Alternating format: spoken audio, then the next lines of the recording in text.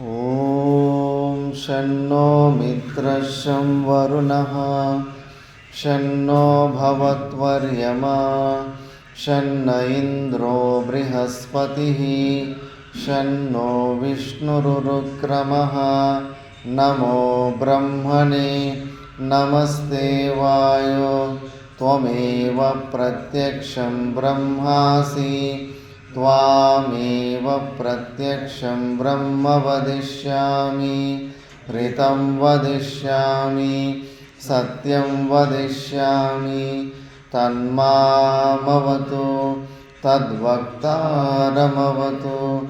अवतु माम् अवतु वक्तारम् ॐ शान्ति शान्ति शान्तिः। ॐ सहना भवतु सहनौ भुनक्तु सह वीर्यं करवावहै तेजस्विनावधीतमस्तु मा विद्विषावहै। ॐ शान्ति शान्ति शान्ति। ॐ यश्चन्दसां वृषभो विश्वरूपः छन्दोऽव्योऽमृतात् सम्बभूव समेन्द्रो मेधया स्पृणोतु अमृतस्य देवधारणो भूयासं शरीरं मे विदर्शनं जिह्वा मे मधुमत्तमा कर्णाभ्यां भूरिविश्रुवं ब्रह्मणः कोशोऽसि मेधया पीतः श्रुतं मे गोपाय। ॐ शान्ति शान्ति शान्तिः। वृक्षस्य रेरिव कीर्तिपृष्ठं गिरेरिव ऊर्ध्वपवित्रो वाजिनीव स्वमृतमस्मि द्रविणगुं सवर्चसं सुमेधा अमृतोक्षितः इति त्रिशङ्कोर्वेदानुवचनम्। ॐ शान्ति शान्ति शान्तिः। पूर्णमदः पूर्णमिदं पूर्णात् पूर्णमुदच्यते पूर्णस्य पूर्णमादाय पूर्णमेवावशिष्यते।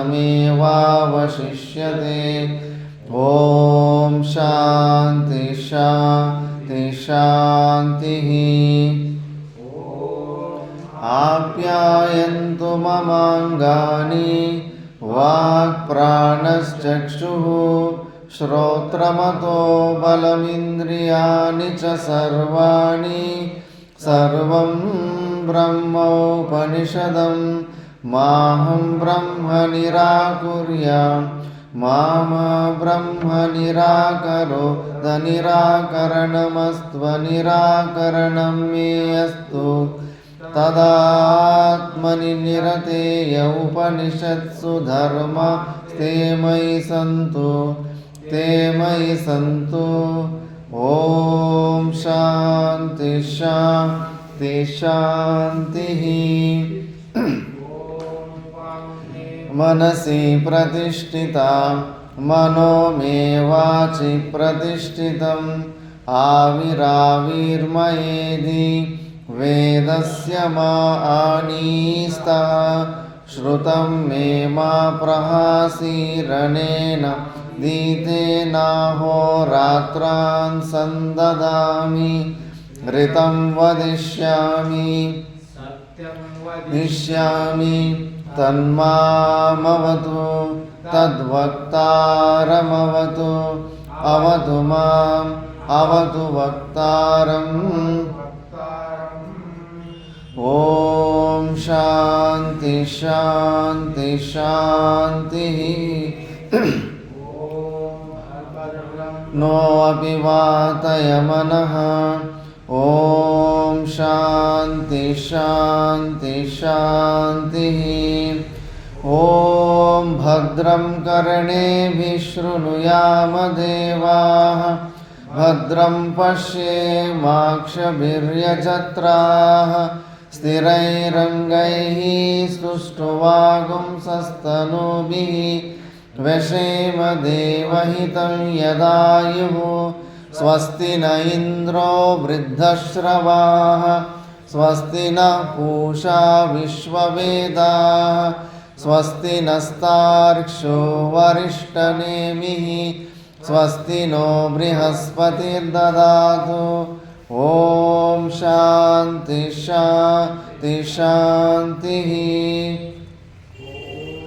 यो ब्रह्माणं विदधाति पूर्वं यो वै वेदांश्च प्रैणोति तस्मै तं ह देवमात्मबुद्धिप्रकाशं मुमुक्षुर्वै शरणमहं प्रपद्ये ॐ शान्ति शान्ति शान्तिः ब्रह्मादिभ्यो ब्रह्मविद्या सम्प्रदायकर्तृभ्यो वंशर्षिभ्यो महद्भ्यो नमो गुरुभ्यः सर्वोपप्लवरहितः प्रज्ञानगणः प्रत्यगर्तो ब्रह्मैवाहमस्मि ब्रह्मैवाहमस्मि ॐ शान्ति शान्ति शान्तिः नमो प्रायणं पद्मभवं वसिष्ठं शक्तिं च तत्पुत्रपराशरं च व्यासं शुकं गौडपदं महान्तं गोविन्दयोगीन्द्रमतास्य शिष्यं श्रीशङ्कराचार्यमतास्य पद्मपादं च हस्तामलकं च शिष्यं तं तोटकं वातिककारमन्या नस्माद्गुरुं सन्ततमानतोऽस्मि शान्ति शान्ति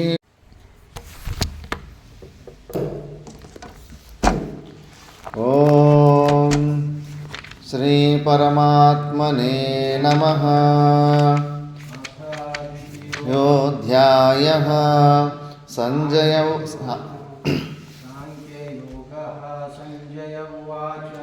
तं तथा कृपयाभीष्टम् अश्रुपूर्णाकुलेक्षणं विषीदन्तमिदं वाक्यम् उवाच मधुसूदनः श्रीभगवानुवाच कुतस्त्वकश्मलमिदं विषमे समुपस्थितम् अनार्यजुष्टमस्वर्ग्यम् अकीर्तिकरमर्जुन क्लैब्यं मास्मगमः पार्थ नैतत्त्वयुपपद्यते क्षुद्रं हृदयदौर्बल्यं त्यक्त्वोत्तिष्ठ परन्तप अर्जुन उवाच संज्ञे द्रोणं च मधुसूदन इषुभिः प्रतियोत्स्यामि पूजार्हा वरिसूदन गुरून् हत्वा महानुभावान् श्रेयो भोक्तुं भैक्षमपीह लोके हत्वार्थकामास्तु गुरूनिहैव भुञ्जीय भोगान् रुधिरप्रदिग्धान् न चैतद्विद्मः कतरन्नो गरीयो यद्वा जयेम यदि वा नो जयेयुः यानेव हत्वा न जिजीविषामः ते वस्थिता प्रमुखे धार्तराष्ट्राः कार्पण्यदोषोपहतः स्वभावः पृच्छामि त्वां धर्मसम्मूढचेताः यच्छ्रेयस्यान्निश्चितं ब्रूहि तन्मे शिष्यस्तेऽहं शाधि मां त्वां प्रपन्नम् चामि ममापनुद्यात् यच्चोकमुच्चोषणमिन्द्रियाणाम् अवाप्य भूमा वसपत्नवृद्धं राज्यं सुराणामपि चाधिपत्यं संजय उवाच एवमुक्त्वा ऋषिकेशं गुडाकेश परन्तप न योत्स्य इति गोविन्दं मुक्त्वा तूष्णीं बभूवः तमुवाच ऋषिकेश प्रहसन्निव भारत सेनयोरुभयोर्मध्ये विषीदन्तमिदं वचः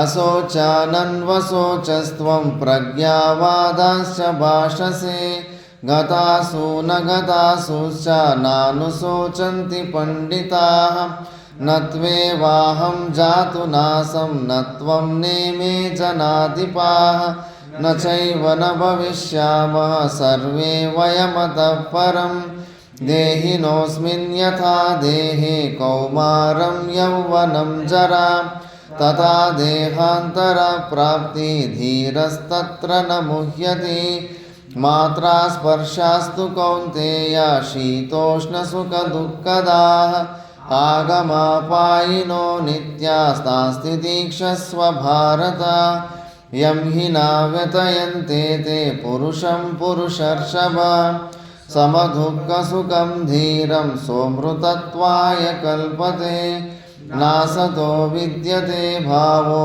नाभावो विद्यते सतः त्वनयोस्तत्त्वदर्शिभिः अविनाशि तु तद्विद्धि येन सर्वमिदं ततं विनाशमव्ययस्यास्य न कश्चित् कर्तुमर्हति अन्तवन्त इमे देहा नित्यस्योक्ता शरीरिणः अनाशिनो प्रमेयस्य ययेनं वेत्ति हन्तारं यश्चैनं मन्यते हतम् उभौ तौ न विजानीतो नायं हन्ति न हन्यते न जायते म्रियते वा कदाचित् नायं भूत्वा भविता वा न भूयः अजो नित्यशाश्वतोऽयं पुराणो न हन्यते हन्यमाने शरीरे वेदाविनाशिनं नित्यं ययेनमजमव्ययं कथं स पुरुषः पाता कं घातयति हन्तिकं वासांसि जीर्णानि यथा विहाय नवानि गृह्णाति नरोपराणि तथा शरीराणि विहाय जीर्णानि अन्यानि संयाति नवानि देहि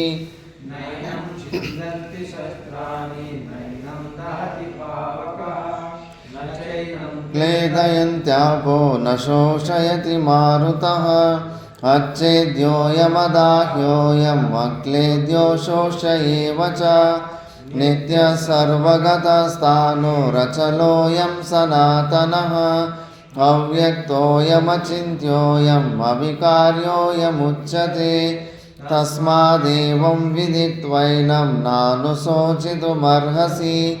अथ चैनं नित्यजातं नित्यं वा मन्यसे मृतं तथापि त्वं महाबाहो नैवं शोचितुमर्हसि जातस्य हि ध्रुवो मृत्यो ध्रुवं जन्म मृतस्य च न त्वं शोचितुमर्हसि अव्यक्तादीनि भूतानि व्यक्तमध्यानि भारत अव्यक्तनिधनान्येव तत्र का परिदेवना आश्चर्यवत् पश्यति कश्चिदेनम् आश्चर्यवद्वदति तथैव चान्यः आश्चर्यवच्चैनमन्यः शृणोति श्रुत्वाप्येनं वेद न चैव कश्चित् देहि नित्यमवध्योऽयं देहे सर्वस्य भारत तस्मात् सर्वाणि भूतानि न त्वं शोचितुमर्हसि स्वधर्ममपि चावेक्ष न विकम्पितुमर्हसि धर्म्याधियुद्धात् श्रेयोऽन्यक्षत्रियस्य न विद्यते यदृच्छया चोपपन्नं स्वर्गद्वारमपावृतं सुखिनः क्षत्रिया पार्था लभन्ते युद्धमीदृशम् धर्म्यं सङ्ग्रामं न करिष्यसि ततः स्वधर्मं कीर्तिं च हित्वा पापमवाप्स्यसि अकीर्तिं चापि भूतानि कथयिष्यन्ति ते व्ययां सम्भावितस्य च कीर्तिर्मरणादतिरिच्यते भयाद्रनादुपरतं मन्स्यन्ते त्वां महारथाः येषां च त्वं बहुमतो भूत्वा यास्यसि लाघवम् अवाच्य वादांश्च बहून् वदिष्यन्ति तवाहिताः निन्दन्तस्तव सामर्थ्यं ततो दुःखतरं नु किम् हतो वा प्राप्स्यसि स्वर्गं जित्वा वा भोक्ष्यसे महीम् तस्मादुत्तिष्ठ कौन्तेय युद्धाय कृतनिश्चयः सुखदुःखे समे कृत्वा लाभालाभौ जयाजयो जस्व नैवं पापमवाप्स्यसि बुद्धिर्योगे त्विमां शृणु बुद्ध्या युक्तो यया पार्थ कर्मबन्धं प्रहास्यसि नेहाभिक्रमनाशोऽस्ति प्रत्यवायो न विद्यते स्वल्पमप्यस्य धर्मस्य त्रायते महतो भयात् व्यवसायात्मिका बुद्धिरेकेह कुरु नन्दन बहुशाखाह्यनन्ताश्च बुद्धयो व्यवसायिनां यामिमां पुष्पितां वाचं प्रवदन्त्यविपश्चितः वेदवादरता पार्थ नान्यदस्तीति वादिनः कामात्मानः स्वर्गपरा जन्मकर्मफलप्रदा बहुलां भोगैश्वर्यगतिं प्रति भोगैश्वर्यप्रसक्तानां तयापहृतचेतसां व्यवसायात्मिका बुद्धिः समाधौ न विधीयते त्रैगुण्यविषया वेदा निस्त्रैगुण्यो भवार्जुन निर्द्वन्द्वो नित्यसत्त्वस्थो निर्योगक्षेम आत्मवान् यावानर्थबुधपाने सर्वतः सम्प्लुतोदके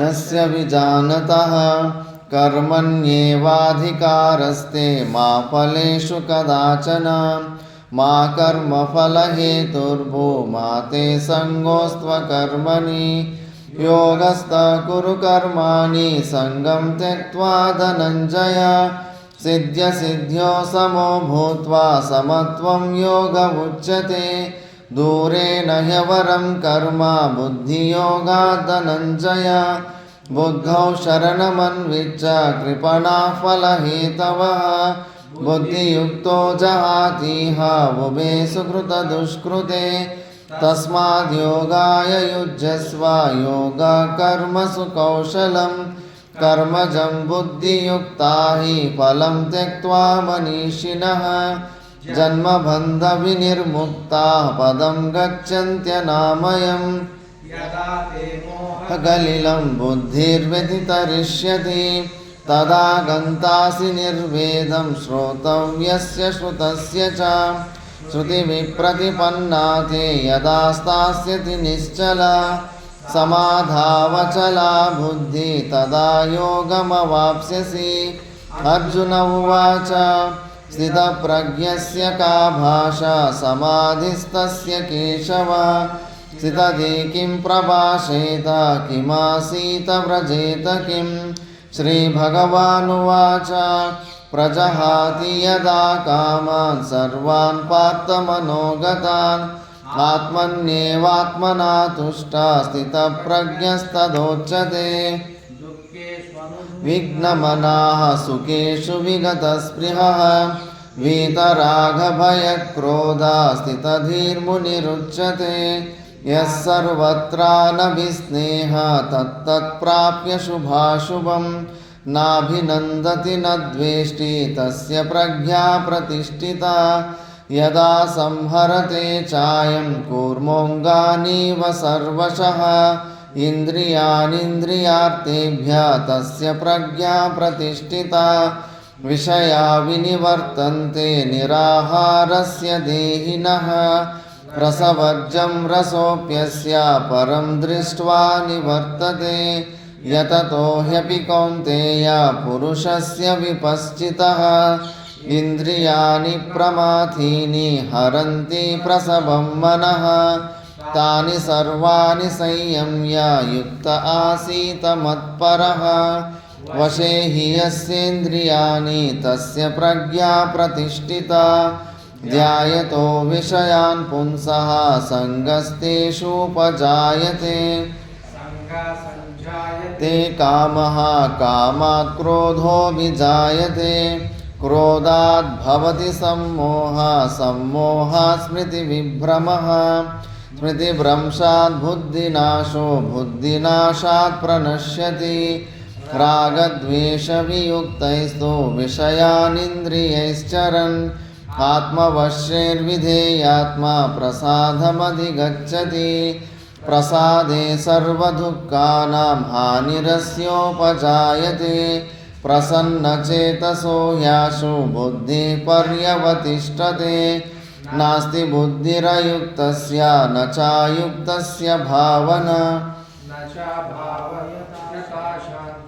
अशान्तस्य कुतः सुखम् इन्द्रियाणां हि चरतां यन्मनोनुविधीयते तदस्य हरति प्रज्ञां वायुर्नावमिवाम्बसि तस्माद्यस्य महाबाहो निगृहीतानि सर्वशः इन्द्रियाणीन्द्रियार्थेभ्यः तस्य प्रज्ञा प्रतिष्ठिता या निशा सर्वभूतानां तस्यां जागर्ति संयमी यस्यां जागृति भूतानि सा निशा पश्यतो मुनेः आपूर्यमानमचलप्रतिष्ठं समुद्रमाप प्रविशन्ति यद्वत् तद्वत् कामायं प्रविशन्ति सर्वे शशान्तिमाप्नोति न कामकामी विहाय कामान्यः सर्वान् पुमांश्चरति निःस्पृहः निर्ममो निरहङ्कारः स शान्तिमधिगच्छति एषा ब्राह्मी स्थितिः पार्थ नैनां प्राप्य विमुह्यति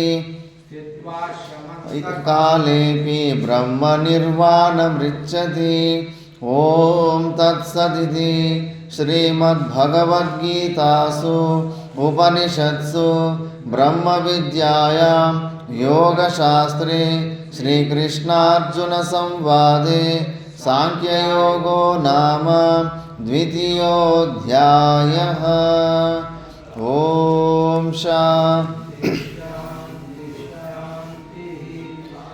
ॐ नारायणः परो व्यक्तात् अण्डमव्यक्तसम्भवम् अण्डस्यान्तस्त्विमे लोकाः सप्तद्वीपा च मेदिनी। ಓಂ ಶಾಂತಿ ಶಾಂತಿ ಶಾಂತಿ. ನಾವು ಸಾಂಖ್ಯಯೋಗದ ಭಗವದ್ಗೀತೆಯ 2ನೇ ಅಧ್ಯಾಯ ಸಾಂಖ್ಯಯೋಗದ ಬಗ್ಗೆ ವಿಚಾರ ಮಾಡ್ತಿದ್ವಿ.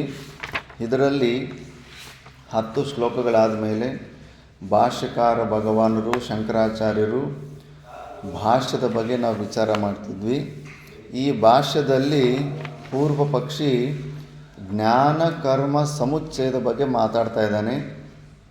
ಜ್ಞಾನನೂ ವಿಚಾರ ಶ್ರವಣ ಮನನ ನಿಧಿಧ್ಯಾಸನೂ ಮಾಡ್ತಾ ಇರಬೇಕು, ಇನ್ನೊಂದು ಕಡೆ ಕರ್ಮಗಳು ಮಾಡ್ತಾ ಇರಬೇಕು. ಕರ್ಮಗಳಂದರೆ ಸ್ವವರ್ಣಾಶ್ರಮದಿಂದ ಏನು ಪ್ರಾಪ್ತ ಆಗಿದಾವೋ ಆ ಕರ್ಮಗಳು. ಸನ್ಯಾಸಿಗೆ ಕರ್ಮಗಳಲ್ಲಿ ಅಧಿಕಾರ ಇರೋದಿಲ್ಲ, ಯಾಕಂದರೆ ಶಿಖಾಸೂತ್ರ ತೆಗೆದುಬಿಟ್ಟು ಸರ್ವಕರ್ಮ ಸನ್ಯಾಸ ಮಾಡಿಬಿಟ್ಟಿರ್ತಾನೆ. ಆಶ್ರಮಗಳಲ್ಲಿ ಪ್ರತಿಯೊಂದು ಕ್ರಿಯೆ ನಡೆಯೋದು, ಕೂತ್ಕೊಳ್ಳೋದು, ಗುರು ಸೇವೆ ಇವೆಲ್ಲ ಕರ್ಮಗಳ ಕೋಟಿಗೆ ಬರೋದಿಲ್ಲ. ಕರ್ಮ ಅಂದರೆ ಸ್ವವರ್ಣಾಶ್ರಮ ಧನದಿಂದ.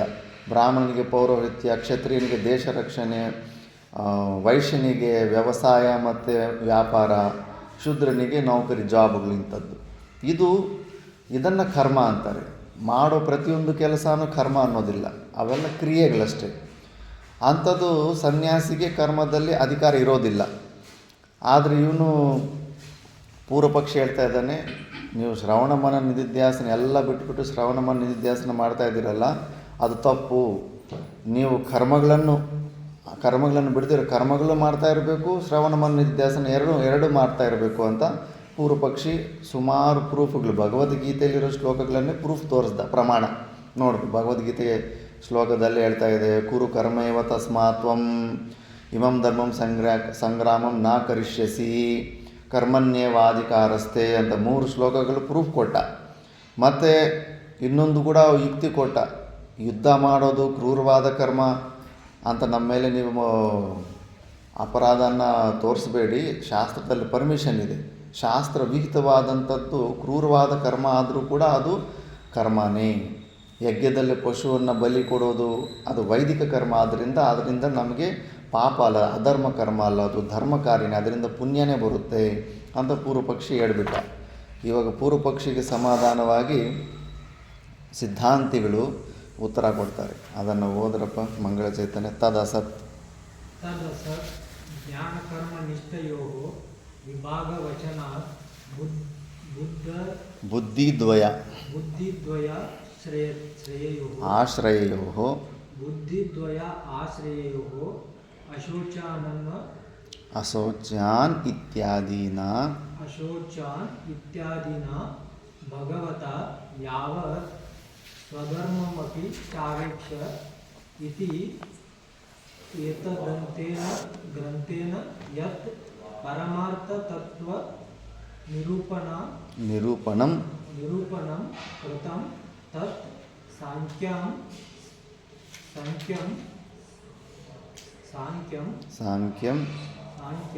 ತದ್ವಿಷಯ ಬುದ್ಧಿ ಆತ್ಮನೋ ಜನ್ಮಾದಿ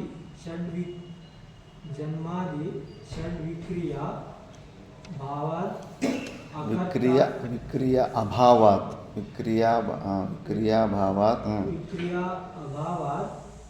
ಅಕರ್ತ ಆತ್ಮ ಇತಿ ಪ್ರಕರಣಾರ್ಥ ನಿರೂಪಣಾತ್ ಯಾ ಜಾಯತೆ ಸಾ ಸಾಂಖ್ಯ ಬುದ್ಧಿ ಸಾ ಯೇಷಾಂ ಜ್ಞಾನಿನಾಂ ಉಚಿತಾ ಭವತಿ ತೇ ಸಾಂಖ್ಯಃ. ಹಂಗೆ ಕಂಟಿನ್ಯೂ ಮಾಡಿ. ಏತಸ್ಯ ಬುದ್ಧೇಃ ಜನ್ಮನಃ ಪ್ರಾಗ್ ಆತ್ಮನೋ ದೇಹಾದಿ ವ್ಯತಿರಿಕ್ತತ್ವ ಕರ್ತೃತ್ವ ಭೋಕ್ತೃತ್ವಾದಿ ಅಪೇಕ್ಷಃ ಧರ್ಮಾಧರ್ಮ ವಿವೇಕಪೂರ್ವಕಃ ಮೋಕ್ಷ ಸಾಧನಾನುಷ್ಠಾನ ನಿರೂಪಣ ಲಕ್ಷಣಃ ಯೋಗಃ ತದ್ವಿಷಯ ಬುದ್ಧಿ ಯೋಗ ಬುದ್ಧಿ ಸಾ ಯೇಷಾಂ ಕರ್ಮಿಣಾಂ ಉಚಿತ ಭವತಿ ತೇ ಯೋಗಿನಃ. ಇಲ್ಲಿ ತನಕ ಏನು ಹೇಳ್ತಾ ಇದ್ದಾನೆ ಸಿದ್ಧಾಂತಿ?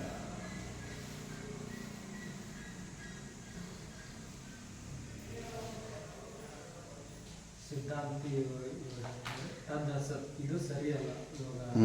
ಇಷ್ಟು ಮುಂಚೆ ಏನು ಪೂರ್ವಪಕ್ಷಿ ನೀನು ಹೇಳ್ದಲ್ಲ, ಜ್ಞಾನ ಕರ್ಮಗಳೆರಡು ಒಟ್ಟಿಗೆ ಮಾಡಬೇಕಂತ, ಅದು ಅಲ್ಲ, ಸುಳ್ಳು, ಅದು ಸರಿಯಲ್ಲ. ಜ್ಞಾನ ಕರ್ಮ ನಿಷ್ಠಯೋ ವಿಭಾಗ ವಚನಾತ್ ಬುದ್ಧಿ ದ್ವಯ ಆಶ್ರಯೋ. ಈ ಜ್ಞಾನನಿಷ್ಠ ಇದ್ದಲ್ಲಿ ಬುದ್ಧಿಯಲ್ಲಿ ಎರಡು ವಿಭಾಗಗಳನ್ನು ಮಾಡಿಕೊಳ್ಳಲಾಗಿದೆ. ಒಂದು ಜ್ಞಾನನಿಷ್ಠ ಹಾಗೂ ಇನ್ನೊಂದು ಕರ್ಮನಿಷ್ಠ. ಅಶೋಚಾನ್ ಇತ್ಯಾದಿನ ಭಗವತ ಯಾವತ್. ಇದರಲ್ಲಿ ಅಶೋಚಾನ್ ಅಂದರೆ ಇದು ಭಗವದ್ಗೀತೆ 11ನೇ ಶ್ಲೋಕ. ಅಶೋಚಾನ್ಮ ಶೋಚತ್ವಂ ಪ್ರಜ್ಞಾವಾದಾಂಚ ಭಾಷಸೆ ಗತಾಸಂಚ ನಾಮ ಶೋಚಂತಿ ಪಂಡಿತ. ಅಶೋಚಾನ್ ಇವರು ಶೋಕಕ್ಕೆ ಯೋಗ್ಯರಲ್ಲ. ಇದು ಆತ್ಮತತ್ವವನ್ನು ಮೂಲಾಧಾರ ಇಟ್ಕೊಂಡು ಅವರು ಶೋಕಕ್ಕೆ ಯೋಗ್ಯರಲ್ಲ, ಅವರು ನಿತ್ಯರಾಗಿರುವರು. ಆತ್ಮತತ್ವ ಜ್ಞಾನ ನಿಷ್ಠೆಯಿಂದ ಇದನ್ನು ಹೇಳಲ್ಪಡ್ತಾ ಇದೆ. ಇತ್ಯಾದಿನ ಭಗವತ ಯಾವ ಸ್ವಧರ್ಮಪಿ ಚಾವೇಕ್ಷ ಇತಿ ಏತದಂತೇನ ಗ್ರಂಥೇನ ಯತ್ ಪರಮಾರ್ಥ ತತ್ವ ನಿರೂಪಣ. ಸ್ವಧರ್ಮಪಿ ಚಾವೇಕ್ಷ. 31ನೇ ಶ್ಲೋಕ. ಸ್ವಧರ್ಮಪಿ ಚಾವೇಕ್ಷ ನ ವಿಕಂಪಿತು ಮರ್ಹಸಿ ಧರ್ಮಾದ್ವಿ ಯದ್ವಾಚ್ಯಯೋ ಕ್ಷತ್ರಿಯಸ್ಯ ನ ವಿದ್ಯತೆ. ಧರ್ಮಾದಿ ಯುದ್ಧಾತ್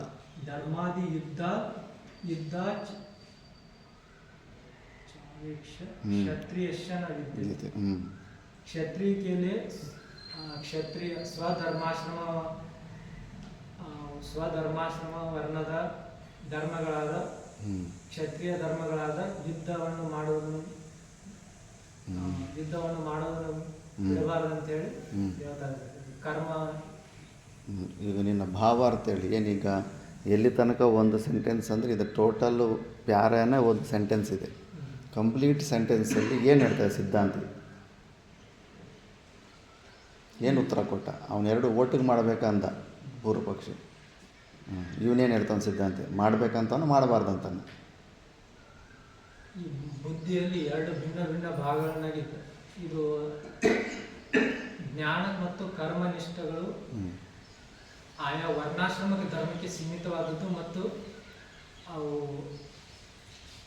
ಮಾಡಬೇಕಂತಲ್ಲ, ವರ್ಣಾಶ್ರಮ ಧರ್ಮದ ಅನುಸಾರವಾಗಿ ಅದನ್ನು ಮಾಡಬೇಕು ಅಂತೇಳಿ. ಸನ್ಯಾಸಿಗೆ ಸರ್ವಕರ್ಮ ಸನ್ಯಾಸ ಮತ್ತು ಎಲ್ಲಿ ಉತ್ತರ ಆಯಿತು? ಪೂರ್ವ ಪಕ್ಷಿ ಜ್ಞಾನ ಕರ್ಮ ಎರಡೂ ಒಟ್ಟಿಗೆ ಮಾಡಂತವನೇ. ನೀನು ಅವನಿಗೇನು ಸಮಾಧಾನ? ಅವನ ಬಾಯಿ ಹೆಂಗೆ ಮುಚ್ಚಿಸ್ತೀಯ? ಪೂರ್ವ ಪಕ್ಷಿ ಬಾಯಿ. ನೀವು ಸುವಿಚಾರ ಅಂದರೆ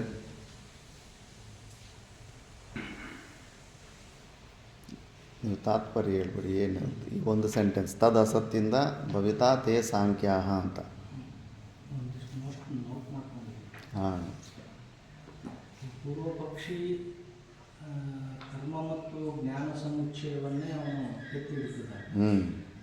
ಮೋಕ್ಷ ಕೈವಲ್ಯ ಆಗಬೇಕಾದ್ರೆ ಕರ್ಮ ಮತ್ತು ಜ್ಞಾನ ಎರಡು ಸಮುಚ್ಚಯ ಎರಡರಿಂದಲೇ ಆಗುತ್ತದೆ. ಕೇವಲ ಜ್ಞಾನದಿಂದ ಆಗೋದಿಲ್ಲ. ಕರ್ಮ ಅದಕ್ಕೆ ಬೇಕೇ ಬೇಕು ಅಂತಕ್ಕಂಥ ಒಂದು ಪ್ರತಿಪಾದನೆ ಮಾಡ್ತಾರೆ. ಗೀತೆಯಲ್ಲಿ 3 ಶ್ಲೋಕಗಳ ಮೂಲಕ ರಿಪೋರ್ಟ್ ಮಾಡಿ ಕರ್ಮವು ಭಗವಂತನು ಹೇಳಿದ್ದಾನೆ. ಅದು ಭಗವಂತನ ಹೆಸರು ಹೇಳ್ಕೊಂಡು ಪ್ರೂಫ್ ತೋರಿಸ್ತಾ ಇದ್ದಾನೆ. ಗೀತೆಯಲ್ಲಿ ಪ್ರಮಾಣ ಇದೆ.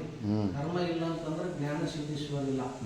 ಕರ್ಮ ಮಾಡಲೇಬೇಕು. ಕರ್ಮ ಮತ್ತು ಜ್ಞಾನ ಎರಡು ಕೂಡಿದ್ರೆ ಕೈವಲ್ಯ ಆಗುತ್ತದೆ ಅಂತಕ್ಕಂಥ ವಾದವನ್ನ ಅಲ್ಲಿ ಹೇಳಿದ.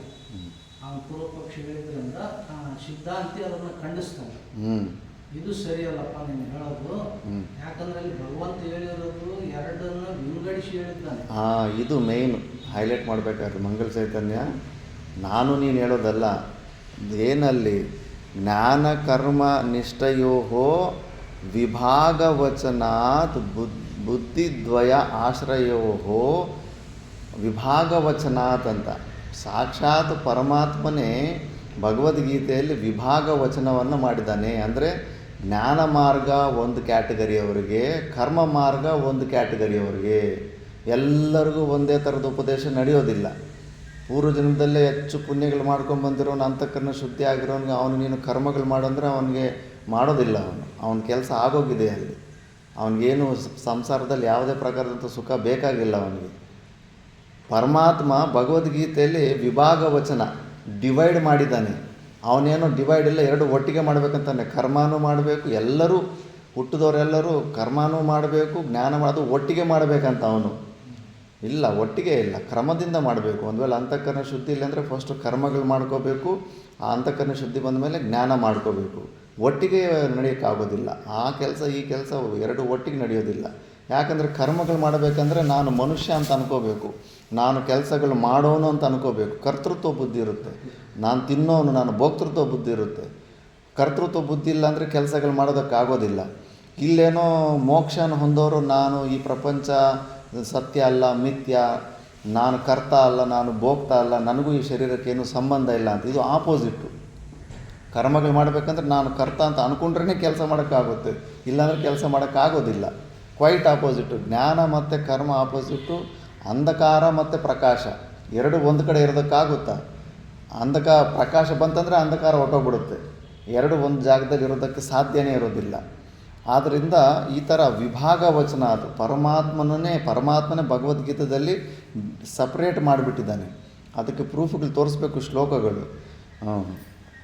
ವಿಭಾಗ ವಚನದಿಂದ ಎರಡು ಬುದ್ಧಿಗಳನ್ನು ಇಟ್ಕೊಂಡು ಭಗವಂತ ಅಲ್ಲಿ ಗೀತೆಯಲ್ಲಿ ವಿಂಗಡಿಸಿ ಹೇಳುತ್ತಾನೆ. ಎಲ್ಲಿಂದ ಯಾವ್ಯಾವ ಶ್ಲೋಕದಿಂದ ಎಲ್ಲಿ ತನಕ ತೋರಿಸಿದ್ದಾನೆ ಅಂತ ಶ್ಲೋಕದ ಸಂಖ್ಯೆ ಕೂಡ ಕೊಟ್ಟಿದ್ದಾನೆ ಭಾಷೆದಲ್ಲಿ. ಅಶೋಚ ನಿತ್ಯಾದಿಯಿಂದ ಶ್ಲೋಕದಿಂದ ಹಿಡಿದು ಅಶೋಚ ನಿತ್ಯಾದಿನ ಅಲ್ಲಿಂದ ಹಿಡಿದು ಭಗವತ ಅಂದರೆ ಭಗವಂತನಿಂದ ಯಾವತ್ ಸ್ವಧರ್ಮಮಪಿ ಚಾವೇಕ್ಷ 31ನೇ ಶ್ಲೋಕ ತನಕ. ಅಶೋಚ ನಿತ್ಯಾದಿ ಶ್ಲೋಕ ನಂಬರ್ ಎಷ್ಟು? ಹನ್ನೊಂದನೇ ಶ್ಲೋಕದಿಂದ ಹಿಡಿದು 31ನೇ ಶ್ಲೋಕ ತನಕ ಕೃಷ್ಣ ಪರಮಾತ್ಮ 2 ಪ್ರಕಾರದ ಬುದ್ಧಿಗಳನ್ನು ವಿಭಾಗ ಮಾಡಿ ತೋರಿಸ್ಬಿಟ್ಟಿದ್ದಾನೆ. ಅಂದರೆ ಕರ್ಮ ಅಂದ ಯಾರಿಗೆ ಅಂತಃಕರಣ ಶುದ್ಧಿ ಇಲ್ವೋ ಅವ್ರಿಗೆ ಕರ್ಮಯೋಗ ಮಾಡಬೇಕಂತ, ಯಾರಿಗೆ ಅಂತಃಕರಣ ಶುದ್ಧಿ ಇದೆಯೋ ಅವರು ಜ್ಞಾನಯೋಗ ಮಾರ್ಗ ಶ್ರವಣ ಮನನ ನಿಧಿಧ್ಯಾಸನಗಳು ಮಾಡಬೇಕಂತ ಸಾಕ್ಷಾತ್ ಪರಮಾತ್ಮನೇ ಒಂದಲ್ಲ 11ರಿಂದ 30 ಅಂದರೆ 20 ಶ್ಲೋಕಗಳಲ್ಲಿ ಅವನು 3 ಶ್ಲೋಕ ಪ್ರೂಫ್ ಕೊಟ್ಟ. ಇಲ್ಲಿ ಭಾಷಿಕ ಸಿದ್ಧಾಂತ ಇಲ್ಲಿ 20 ಶ್ಲೋಕಗಳು ಪ್ರೂಫ್ ತೋರಿಸ್ತಾ ಇದ್ದಾನೆ. ಇಬ್ಬರು ಒಂದೇ ಸತಿ ಸಪ್ರೇಟ್ ಎರಡು ಮಾರ್ಗಗಳ ಬಗ್ಗೆ ಮಾತಾಡಿದ್ದಾನೆ. ಕರ್ಮಯೋಗ, ನಿಷ್ಕಾಮ ಕರ್ಮಯೋಗ ಮತ್ತು ಜ್ಞಾನಯೋಗದ ಮಾರ್ಗ. ಅದಕ್ಕೆ ಅವನು ಭಗವಂತನೇ ಕರ್ಮ ಮತ್ತು ಜ್ಞಾನ ಒಟ್ಟಿಗೆ ಮಾಡಬೇಕು ಅಂತ ಅವನು 3 ಶ್ಲೋಕ ಪ್ರೂಫ್ ತೋರಿಸ್ದ. ಈಗ ಸಿದ್ಧಾಂತಿ ಒಟ್ಟಿಗೆ ಮಾಡೋದಲ್ಲ, ಅವ್ರಿಗೆ ಇಬ್ಬರಿಗೂ ಅಧಿಕಾರಿಗಳು ಒಬ್ಬನಲ್ಲ, ಬೇರೆ ಇದ್ದಾರೆ. ನಿಷ್ಕಾಮ ಕರ್ಮಯೋಗಿಗೆ ಅಧಿಕಾರಿ ಬೇರೆ ಇದ್ದಾನೆ. ಯಾರಿಗೆ ಈ ಶಾಸ್ತ್ರ ಶ್ರವಣ ಮನ ನಿಧಿಧ್ಯಾಸನ ಕೇಳಿ ಅರ್ಥ ಮಾಡ್ಕೊಳಕ್ಕೆ ಆಗ್ತಾ ಇಲ್ವೋ ಮತ್ತು ಅವನು ಪುಣ್ಯ ಸಂಪಾದನೆ ಮಾಡ್ಕೋಬೇಕು. ಇನ್ನೂ ಅಂತಃಕರಣದಲ್ಲಿ ಕೆಪಾಸಿಟಿ ಬಂದಿಲ್ಲ. ಸ್ವಲ್ಪ ನಿಷ್ಕಾಮ ಕರ್ಮಯೋಗದಿಂದ ಸೇವೆ ಇವೆಲ್ಲ ಮಾಡ್ಕೊತಾ ಇದ್ದರೆ ಬುದ್ಧಿಯಲ್ಲಿ ತೀಕ್ಷ್ಣತೆ ಬರುತ್ತೆ. ತೀಕ್ಷ್ಣತೆ ಬಂದಾಗ ಯಾವಾಗ ಶ್ರವಣ ಮನ ನಿಧಿಧ್ಯಾಸನ ಚೆನ್ನಾಗಿ ಮಾತುಗಳು ಅರ್ಥ ಆಗ್ತಾಯಿದೆ ಅಂದರೆ ಆವಾಗ ಅವನು ಕರ್ಮಗಳನ್ನು ಬಿಟ್ಬಿಟ್ಟು ಇನ್ನು ಜ್ಞಾನ ಮಾರ್ಗದ ಕಡೆ ಬರಬೇಕು. ಇದು ಅರ್ಥನೂ ಆಗ್ತಾಯಿಲ್ಲ, ಅಲ್ಲಿ ಸೇವೆ ಮಾಡೋದು ಬಿಟ್ಬಿಟ್ಟಿದ್ದಾನೆ ಅಂದರೆ ಮತ್ತೆ ಸೋಂಬೇರಿ ಆಗಿಬಿಡ್ತಾನೆ ಅವನು. ಆದ್ದರಿಂದ ಸಪ್ರೇಟ್ 2 ಪ್ರಕಾರದ ಅಧಿಕಾರಿಗಳ ಬಗ್ಗೆ ಮಾತಾಡಿದ್ದಾನೆ ಅಂತ 20 ಶ್ಲೋಕಗಳು ಪ್ರೂಫ್ ಇದೆ ಅಂತ. ಇತಿ ಏತದಂತೇನ ಗ್ರಂಥೇನ ಯತ್ ಪರಮಾರ್ಥ ಆತ್ಮತತ್ವ ನಿರೂಪಣ್ ಕೃತಂ. ಮುಂದೆ ಹೇಳಿ ಮತ್ತೆ. ಅಶುಚ್ಯನ್ ಶೋಕಕ್ಕೆ ತಕ್ಕದಲ್ಲದವರನ್ನು ಎಂಬ ಶ್ಲೋಕದಿಂದ ಸ್ವಧರ್ಮಮಪಿ ಚಾವೇಕ್ಷ ಅವರಿಗೆ ಆತ್ಮತತ್ವದ ನಿರೂಪಣೆಯನ್ನು ಮತ್ತು ವಿಂಗಡಿಸಿ ಹೇಳಿದ್ದಾನೆ. ಅದು ಸಾಂಖ್ಯವು ಅಸಾಂಖ್ಯದ ಬುದ್ಧಿಯು ಅದು ಸಾಂಖ್ಯ ಮತ್ತು ಅಸಾಂಖ್ಯ ಬುದ್ಧಿ 2 ಬುದ್ಧಿಯ ಬಗ್ಗೆ ತಿಳಿಸಿದ್ದಾನೆ. ಅಂದರೆ ಆತ್ಮನಿಗೆ ಹುಟ್ಟು ಮುಂತಾದ ವಿಕಾರಗಳಲ್ಲಿದ್ದರಿಂದ ಅಕರ್ತನು ಪ್ರಕರಣದ ಅರ್ಥವನ್ನು ಚೆನ್ನಾಗಿ ಪರೀಕ್ಷಿಸಿ ಯಾವ ಬುದ್ಧಿ ಉಂಟಾಗುವುದೋ ಅದು ಸಾಂಖ್ಯ ಬುದ್ಧಿ. ಸಾಂಖ್ಯದ ವ್ಯುತ್ಪತ್ತಿ ಬರ್ಸಿದ್ನ. ಸಾಂಖ್ಯ ಅಂದರೆ ಏನರ್ಥ? ಜ್ಞಾನ. ಸಾಂಖ್ಯ ಅಂದರೆ ಜ್ಞಾನ. ಸಮ್ಯಕ್ ಜ್ಞಾಯತೆ ಖ್ಯಾಯತೆ ಇತಿ ಸಾಂಖ್ಯ. ಇದು ವ್ಯುತ್ಪತ್ತಿ ಬರ್ಕೊಳ್ಳಿ. ಸಮ್ಯಕ್ ಜ್ಞಾಯತೆ ಖ್ಯಾಯತೆ ಇತಿ ಸಾಂಖ್ಯ. ಜ್ಞಾಯತೆ ಸಮ್ಯಕ್ ಜ್ಞಾಯತೆ ಖ್ಯಾಯತೆ ಖ್ಯಾ ಕಕಾರ ಯಕಾರ ತೇ ಖ್ಯಾಯತೆ. ಸಾಂಖ್ಯದಲ್ಲಿ ಇದೆಲ್ಲ ಖ್ಯಾಯತೆ ಇತಿ ಸಾಂಖ್ಯ ಅಂತ. ಅಂದರೆ ಸಮ್ಯಕ್ ಜ್ಞಾಯತೆ ಅಂದರೆ ಯಾರು ಚೆನ್ನಾಗಿ ತಿಳ್ಕೊತಾರೋ ಅಂದರೆ ಫಸ್ಟು ಜ್ಞಾನವನ್ನು ಹೊಂದಿ, ಮತ್ತು ಖ್ಯಾಯತೆ ಅಂದರೆ ಅದರಲ್ಲಿ ಜ್ಞಾನ ನಿಷ್ಠೆಯನ್ನು ಯಾರು ಹೊಂದುತ್ತಾರೋ ಅಂಥವ್ರನ್ನ ಸಾಂಖ್ಯರು ಅಂದರೆ ಜ್ಞಾನಿಗಳು ಅಂತ ಅರ್ಥ. ಅದಕ್ಕೆ ಸಾಂಖ್ಯ ಯೋಗ ಅಂತ ಹೆಸರು. ಹೇಳಪ್ಪ ಇನ್ನು. ಸಾಂಖ್ಯ ಬುದ್ಧಿ ಅದು ಯಾರಲ್ಲಿ ಉಂಟಾಗಿರುವುದೋ ಆ ಜ್ಞಾನಿಗಳು ಸಾಂಖ್ಯರು. ಈ ಬುದ್ಧಿ ಉಂಟಾಗುವ ಮುನ್ನ ಆತ್ಮನು ದೇಹಾದಿಗಳಿಂದ ಬೇರೆಯಾದವನು, ಕರ್ತೃ ಅನೇಕಾತ್ಮನು ಹೀಗೆ ಮುಂತಾದವುಗಳನ್ನು ಇಟ್ಟುಕೊಂಡು ಧರ್ಮ ಅಧರ್ಮಗಳನ್ನು ವಿಂಗಡಿಸಿಕೊಂಡು ಮೋಕ್ಷ ಸಾಧನೆ ಮಾಡಬೇಕೆಂದು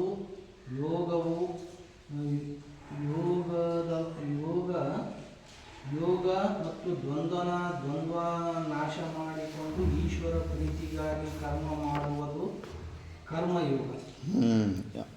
ಇದು ಸಾಂಖ್ಯ ಬುದ್ಧಿಯಿಂದ ಆಶ್ರಯಿಸಿಕೊಂಡು ಜ್ಞಾನಯೋಗ, ಯೋಗ ಬುದ್ಧಿಯನ್ನು ಆಶ್ರಯಿಸಿಕೊಂಡು ಕರ್ಮಯೋಗ.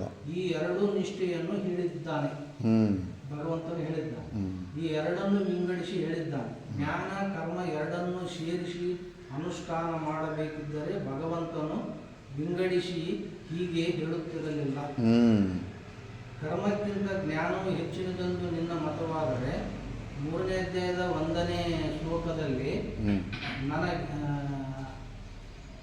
ಜ್ಞಾನವನ್ನೇ ಹೇಳು ಕರ್ಮವನ್ನೇಕೆ ಬೋಧಿಸುತ್ತಿರುವೆ ಎಂದು ಅರ್ಜುನನ ಈ ರೀತಿಯಿಂದ ಪ್ರಶ್ನೆಯಿಂದ ಅರ್ಥವಾಗುತ್ತದೆ. ಜ್ಞಾನ ಕರ್ಮಗಳು ಬೇರೆ ಎಂದು ಅಂತ ಕೋಟ್ ಮಾಡಿ ಅರ್ಜುನನು ಕೇಳೋ ಪ್ರಶ್ನೆಯಿಂದಾನೇ ನಮಗೆ ಐಡಿಯಾ ಸಿಗ್ಬಿಡುತ್ತೆ. ಇವೆರಡರಲ್ಲಿ ಯಾವುದು ಶ್ರೇಷ್ಠವಾಗಿರುವುದು ಅದನ್ನು ನನಗೆ ಸುನಿಶ್ಚಿತವಾಗಿ ಹೇಳು ಪರಮಾತ್ಮ ಎಂದು ಅರ್ಜುನನ ಪ್ರಶ್ನೆ. ಮತ್ತು 5ನೇ ಅಧ್ಯಾಯದ 1ನೇ ಶ್ಲೋಕದಲ್ಲಿ ಇದಕ್ಕೆ ಪೂರ್ವದಲ್ಲಿ ನಾನು 2 ನಿಷ್ಠೆಯನ್ನು ಹೇಳಿದ್ದೇನೆ ಎಂದು ಭಗವಂತನು ಹೇಳಿದ್ದಾನೆ. ಇದು ನಿನ್ನ ಹೀಗೆ ಹೇಳುತ್ತಿರಲಿಲ್ಲ. ಭಗವಂತನು 2 ನಿಷ್ಠೆಯನ್ನು ಹೇಳಿದ್ದಾನೆ 5ನೇ ಅಧ್ಯಾಯದ 1ನೇ ಶ್ಲೋಕದಲ್ಲಿ. ಒಂದು ವೇಳೆ ಕರ್ಮ ಮತ್ತು ಜ್ಞಾನ ಒಂದೇ ಅಂತಂದು ಇದ್ರೆ ಈ ಮಾತನ್ನು ಹೇಳುತ್ತಿರಲಿಲ್ಲ. 3ನೇ ಅಧ್ಯಾಯದ 3ನೇ ಶ್ಲೋಕದಲ್ಲಿ ಗೀತೆಯಲ್ಲಿ ಸಮುಚ್ಚಯವನ್ನು ಹೇಳಿದೆ ಎಂದು ತೋರಿಸಕ್ಕಾಗುವುದಿಲ್ಲ.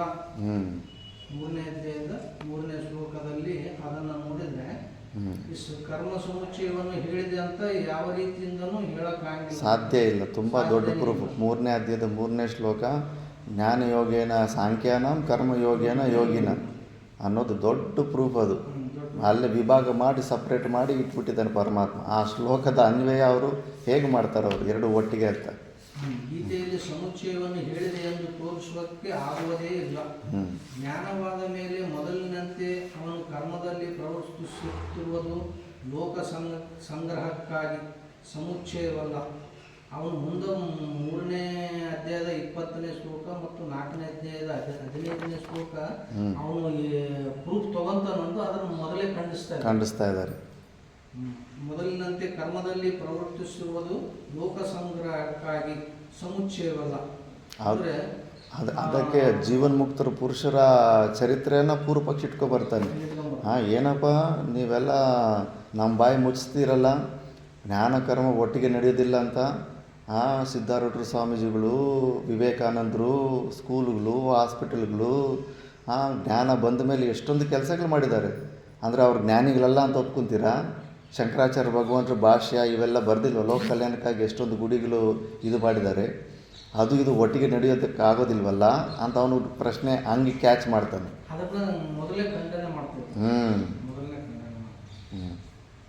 ಈ ರೀತಿ ಕರ್ಮದಲ್ಲಿ ಪ್ರವರ್ತಿಸುತ್ತಿರುವುದು ಲೋಕ ಸಂಗ್ರಹಕ್ಕಾಗಿ, ಸಮುಚ್ಚಯವಲ್ಲ.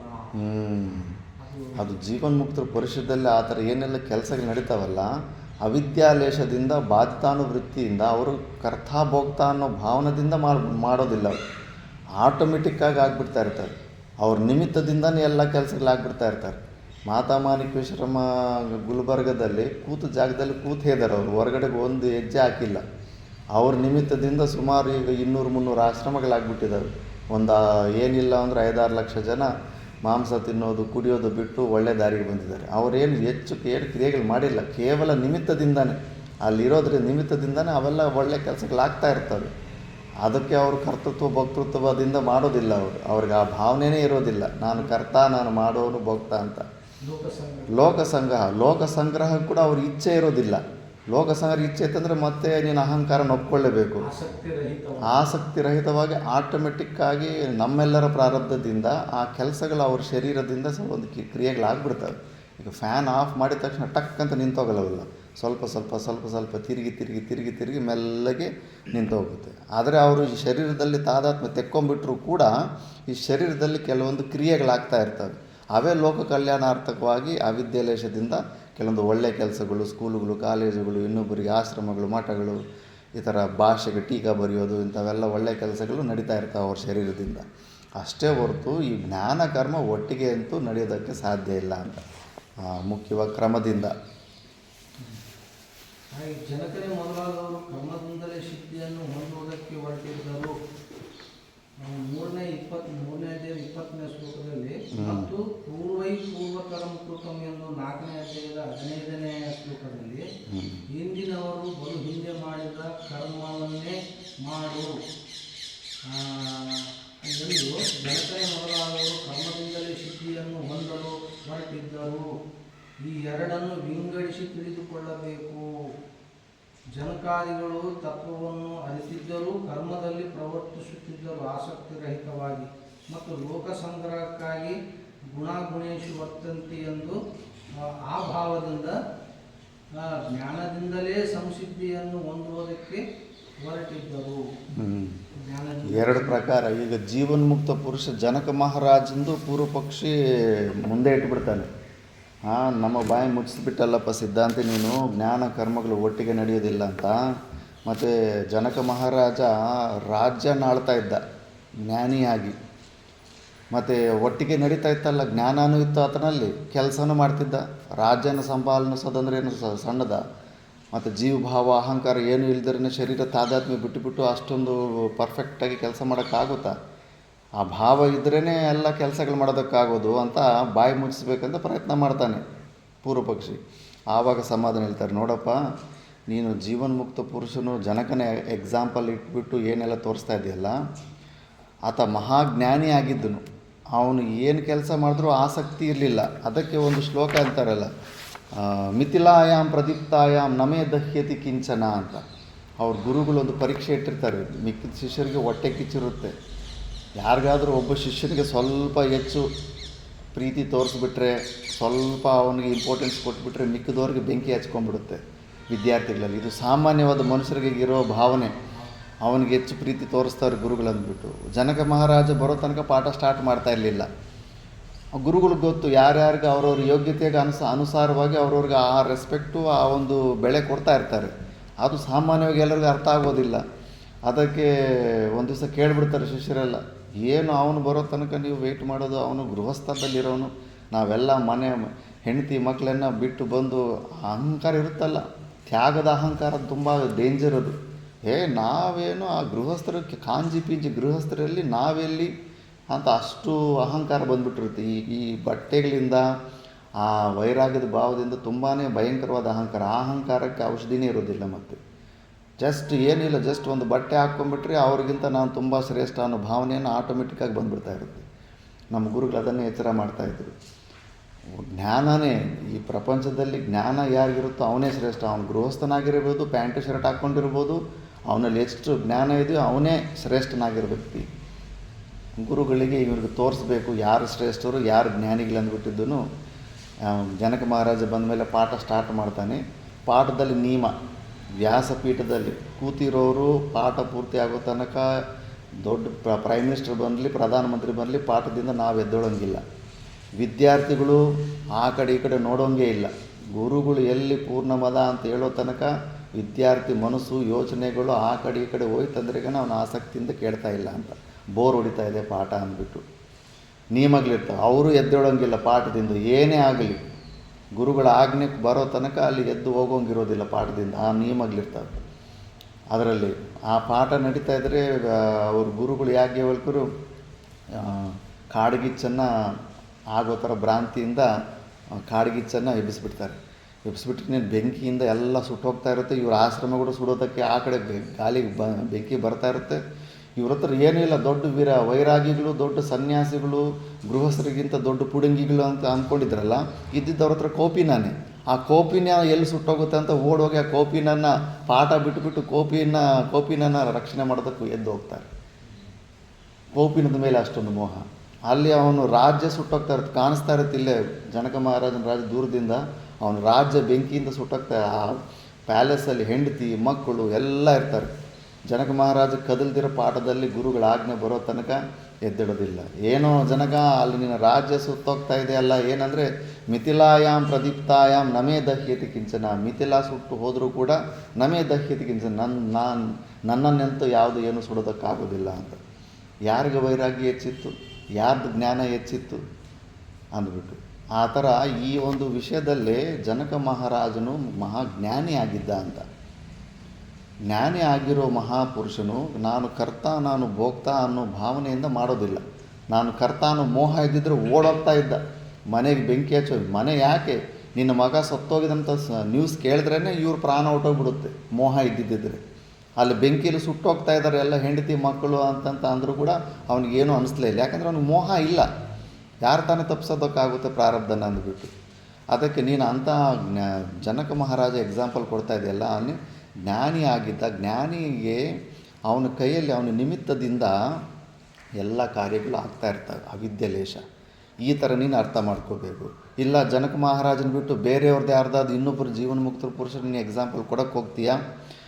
ಒಂದು ವೇಳೆ ಅವರೇನಾದರೂ ಈ ಥರ ಸ್ಕೂಲುಗಳು, ಕಾಲೇಜುಗಳು, ಹಾಸ್ಪಿಟಲ್ಗಳು, ಸಮಾಜ ಸೇವೆಗೆ ಸಲುವಾಗಿ ಏನಾದರೂ ಕೆಲಸಗಳು ಮಾಡ್ತಿದ್ದಾರೆ ಅಂದರೆ ಅವರು ಜ್ಞಾನವನ್ನು ಹೊಂದಿ, ಜ್ಞಾನ ಮತ್ತು ಜ್ಞಾನ ನಿಷ್ಠೆ ಮಧ್ಯದಲ್ಲಿ ಸ್ವಲ್ಪ ಗ್ಯಾಪ್ ಇರುತ್ತೆ. ಜ್ಞಾನ ಹೊಂದ ಮೇಲೆ ಕೂಡ ಜ್ಞಾನ ನಿಷ್ಠೆ ಇರಬೇಕಂದ್ರೆ ತದರ್ಥವಾದ ಕೆಲವೊಂದು ಕೆಲಸಗಳು ಒಂದೇ ಸತಿ ಎಲ್ಲ ಬೆಳಗ್ಗಿಂದ ಸಾಯಂಕಾಲ ತನಕ ಶ್ರವಣ ಮನ್ನ ಧ್ಯಾಸನ ಮಾಡೋಕ್ಕಾಗೋದಿಲ್ಲ, ಬೋರ್ ಓದ್ಬಿಡುತ್ತೆ. ಒಂದು 3-4 ತಾಸು ಶ್ರವಣ ಮನ್ನ ನಿಧ್ಯಾಸನ ಮಾಡ್ಕೊತಾನೆ, ಸ್ವಲ್ಪ ಹೊತ್ತು ಜಪ ಮಾಡ್ಕೊತಾನೆ, ಇನ್ನು ಸ್ವಲ್ಪ ಸಮಯ ಮಿಕ್ಕಿದ್ದ ಅದು ಸೇವೆ, ನಿಷ್ಕಾಮ ಭಾವದಿಂದ ಸೇವೆ ಮಾಡ್ತಾ ಇರ್ತಾನೆ. ಯಾಕಂದರೆ ಸೇಫ್ಟಿ ಝೋನಲ್ಲಿ ಇರ್ತಾನೆ. ಪ್ರಪಂಚದಿಂದ ತಪ್ಪಿಸ್ಕೊಳ್ಳೋದಕ್ಕೆ 3 ಆಲಂಬನೆ ಇಟ್ಕೊತಾರೆ: ನಿಷ್ಕಾಮ ಕರ್ಮಯೋಗ, ಜಪ, ಭಕ್ತಿ ಉಪಾಸನೆ ಮತ್ತು ಶ್ರವಣ ಮನ್ನ ನಿಧ್ಯಾಸನ. ಜ್ಞಾನ ಬಂದ ಮೇಲೆ ಕೂಡ ಈ 3 ಆಲಂಬನೆಗಳಿಟ್ಕೊಂಡು ಕೆಲವು ಮತ್ತೆ ಆ ಸೇವೆ ಮಾಡುವಾಗ ಯಾವುದೋ ಒಂದು ಒಳ್ಳೆ ಕೆಲಸ ಆಗಿಬಿಡುತ್ತೆ.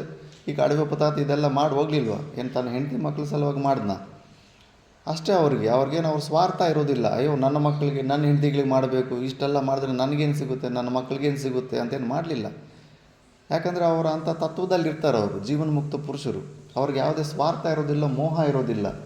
ಆದ್ದರಿಂದ ಆ ಥರ ನೀನು ಅವರು ಲೋಕ ಸಂಗ್ರಹಾರ್ಥವಾಗಿ ಮಾಡ್ತಾವ್ರೆ ಅಂದರೆ ಜ್ಞಾನದಿಂದ ಜ್ಞಾನನಿಷ್ಠೆಯಾಗಿ ಪ್ರಯತ್ನ ಮಾಡೋದರಲ್ಲಿ ಇನ್ನೂ ಹೆಚ್ಚು ಅಂತಃಕರಣ ಶುದ್ಧಿ ಆದರೆ ಇನ್ನೂ ಬೇಗನೆ ಜ್ಞಾನನಿಷ್ಠೆ ಬರುತ್ತೆ ಅಂತ ಜ್ಞಾನನಿಷ್ಠೆ ಸಲುವಾಗಿ ಪ್ರಯತ್ನ ಮಾಡ್ತಾ ಇದ್ದಾರೆ ಅಂತ ಅರ್ಥ ಮಾಡ್ಕೋಬೇಕು ಅಷ್ಟೇ ಹೊರತು ಜ್ಞಾನ ಕರ್ಮವನ್ನು ಒಟ್ಟಿಗೆ ಮಾಡ್ತಾ ಇದ್ದಾರೆ ಅಂತ ನೀನು ಅವ್ರ ಎಕ್ಸಾಂಪಲ್ ತೋರಿಸಿ ನಮ್ಮ ಕಿವಿಯಲ್ಲಿ ಗೂಬೆ ಕೂರ್ಸೋಕ್ಕೆ ಬರಬೇಡ ಅಂತ ಅಲ್ಲಿ ಉತ್ತರ ಕೊಡ್ತಾನೆ.